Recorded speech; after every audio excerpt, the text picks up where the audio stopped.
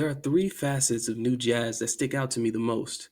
The first one is the trip itself. What does it mean? I think the Mooncake trip is a clever way to make Al ask himself the tough questions about his career and the people that surround him. These are the type of questions that anyone would ask themselves if they were in the same position that Al was in. Questions like, do my friends and family have my best interests at heart? Are they making the right decisions on my behalf? Am I being used? You can see it at the start of the episode with Darius. He continuously makes Al pay for his food, and by the way Al reacts, this has been an ongoing type of thing. It makes you wonder if Darius is just freeloading off of Al's success and using him for money. Of course, Al doesn't say this outright, but it isn't because he's not thinking it. It would just hurt too much if he found out his thoughts were right. That's where the mooncake comes in. It gives Al the chance to confront these nasty thoughts and feelings in the form of Lorraine, Al's mother. Al's mom has always been a key part of his subconscious mind. Just take a look at my last video on Atlanta and see. This time, however, she's taking center stage and leads Al to places he would rather not go. He first meets Lorraine in an art gallery while trying to hide from some crazy ass fans.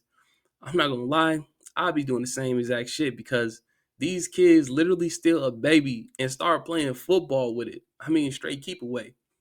This show is fucking crazy sometimes, y'all. I think it's ironic that they meet in an art gallery because of the specific ways that they both interact with the art itself.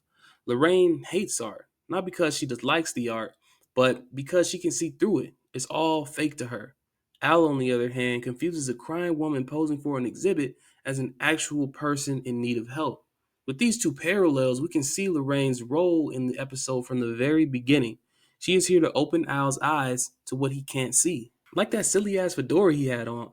Lorraine tells him he sticks out like a sore thumb with it on. It's obvious he's trying to hide out, so she gives him a goofy hat so he can blend in better. Al is unwilling to take her advice. Matter of fact, he's on the defensive from the very first moment he locked eyes with her. I think him taking the goofy hat, despite his unwillingness to hear her out, is what actually starts the transformation within Al himself.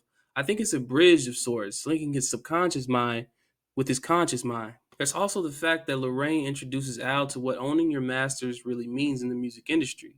His ignorance in the business side of the music signifies his over reliance on Earn to make sure his finances are in proper order. Al is a fish out of water here.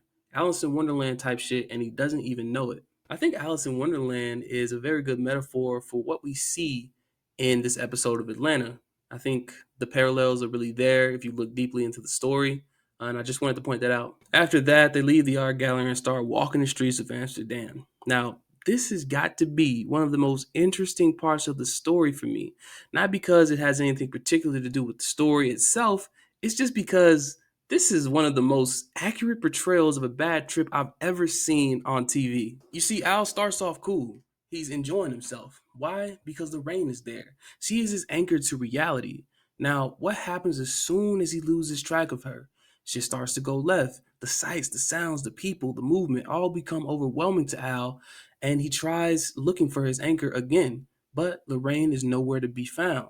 Al gets more and more agitated and anxiety riddled as more time passes while he's away from Lorraine, culminating in a final attempt to yell out her name before he is overtaken by the ether, the void. And she does come back. But note that the sounds and voices didn't stop when Al yelled out. They only stopped when Lorraine spoke and Al turned to make visual contact. I can guarantee that if Lorraine didn't show back up, Al would have had a way worse time than what goes on in the show. After this, Lorraine takes him to an underground club and introduces Al as New Jazz. Here, Al gets a taste of what friendship truly can be. They meet two of Lorraine's friends and sit at a lounge.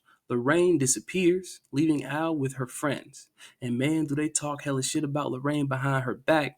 They say she fucking hella rappers, so much so that they call her apartment 106 in Park. They also make it seem like she's a high-end prostitute as well, saying she's very discreet and won't tell anyone about Paper Boys and Lorraine's relationship. This interaction gives us a peek at the insecurities Al has about his friends in real life. Maybe they talk about me the same way behind my back. Maybe they're only around me for what I can provide for them. Al takes his leave, and at the bar, he meets none other than Liam Neeson. Now, I don't think this interaction has anything to do with Al specifically, other than the fact that he finds out where he actually is, the Cancel Club, a physical club that hosts celebrities that have earned the public's ire in some way. Other than that, this is just some weird Atlanta shit to me. But be sure to let me know what you guys think in the comments about Liam Neeson's monologue, cause it's a doozy. After Liam Neeson gets up and leaves, Lorraine finally calls out to Al and they leave the club. However, just after they leave, they call Al to the stage to perform under the name Lorraine gave him upon entering, New Jazz. Now, let's take a minute to break down exactly what New Jazz is. I think it's a way of identifying what Al is to the music industry. Just like jazz before it, rap has taken center stage as the new hip thing that everyone is listening to. There's also the racial implications of new jazz as well. Like rap, jazz started as struggle music within the poor areas of black America. It was cultivated by black people for black people, and through that continued the production of better and better music that began to catch the eye of white audiences. To some, this perverted the music and culture in a way that made it something less than what it had originally come from. Music that was once full of soul and culture had now become whitewashed with niggas singing and dancing for the white man, like slaves trying to get sold at an auction block. New jazz, there it stands. I think that's why Lorraine tells Al that she saved his life when she got him to leave just before they made him perform.